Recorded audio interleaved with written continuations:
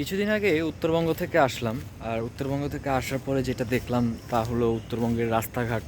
আসলে রাস্তাগুলো অনেক খারাপ অবস্থা, খুব বাজে অবস্থা। ট্রাভেল করাটা খুব কঠিন হয়ে গেছে। আর বর্তমান পরিস্থিতিতে বন্যার যে অবস্থা, আসলে দেখলাম মানুষ অনেক কান্নাকাটি করতেছে উত্তরবঙ্গের অবস্থা বিষয়। আসলে একটা বিষয় নিয়ে না বললেই পারতেছি না।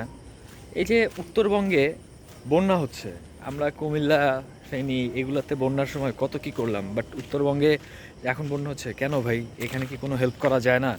এটা কি একটু দূরে? এই জন্য এই যে ত্রাণের জন্য যে টাকা পয়সাগুলো উঠেছিল, সেই টাকা পয়সাগুলো দিয়ে এখন কি উত্তরবঙ্গকে হেল্প করা যায় না? আসলে আমি বুঝি না যে আমরা কি এখন আবার আগের মতো হয়ে যাচ্ছি। আর দেখা যাচ্ছে সবাই যেমন আমরা হেল্প করেছিলাম কুমিল্লা ফেনীবাসীকে, নোয়াখালীবাসীকে, ঠিক তেমন যেন উত্তরবঙ্গকেও সবাই হেল্প করে।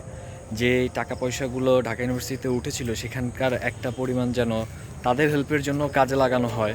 বিকজ অফ সবাই তাদেরকে, যেহেতু এটা উইলিংলি টাকাটা দিয়েছে হেল্প করার জন্য,